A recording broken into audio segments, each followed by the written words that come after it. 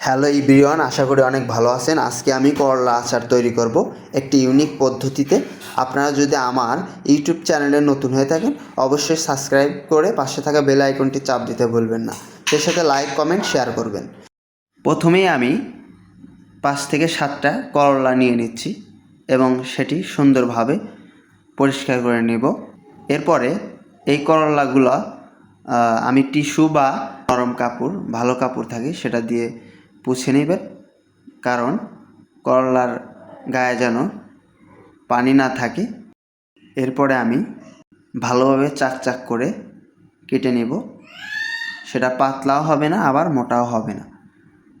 আর করলাগুলো অবশ্যই জ্বালা দেখে নেবেন, বিচি যেন না থাকে। আর যদি সেরকম বিচিওয়ালা করলা হয় তাহলে বিচিগুলো আপনি বের করে নেবেন। আমার করলা কাটা হয়ে গেছে। এখন আমি যে কাজটা করব দেখেন, সুন্দর অ্যাকুরেটভাবে করলার চাক করা হয়ে গেছে। আমার যেহেতু করলার বিচি নেই তাই আমি ফালাবো না, দু একটা ছিল সেগুলো আমি ফালিয়ে। এখন আমি নিয়ে নিচ্ছি এক গোলা তেঁতুল, সেটা পানির মধ্যে দিয়ে আমি সুন্দর করে চিপিয়ে নেব।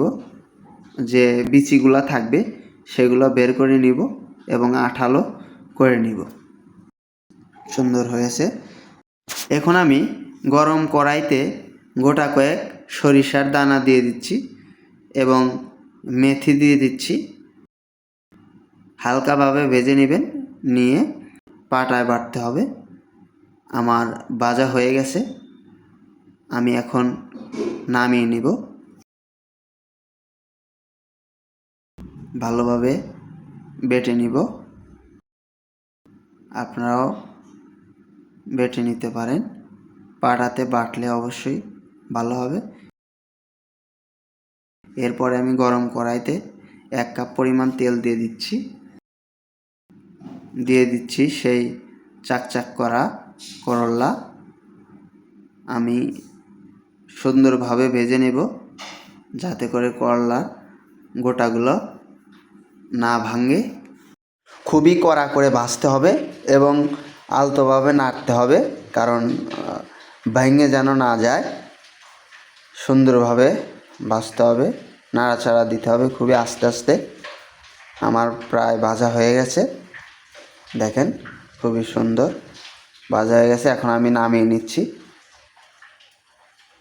নামিয়ে নেওয়ার পর আমি এই তেলের উপরেই গোটা কয়েক জিরা দিয়ে দেব শুকনো মরিচের কিছু ফালি দিয়ে দিচ্ছি, রসুন দিয়ে ভালোভাবে নাড়াচাড়া করে নিব।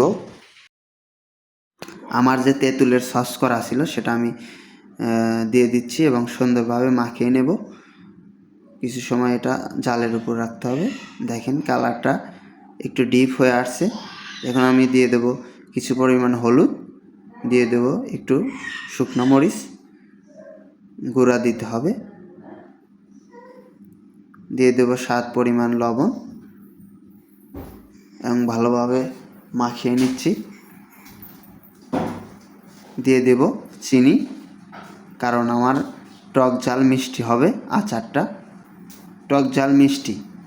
দিয়ে দিচ্ছি সেই মশলা যেটা বেটে নিয়েছিলাম, দিয়ে দেখেন কালারটা লালচে ভাবে চলে আসছে, খুবই সুন্দর। দেখেন কালারটা মোটামুটি হয়ে গেছে। এখন আমি নামিয়ে নেব, কারণ গরম অবস্থায় যে ভেজেছি সেটা দেওয়া যাবে না।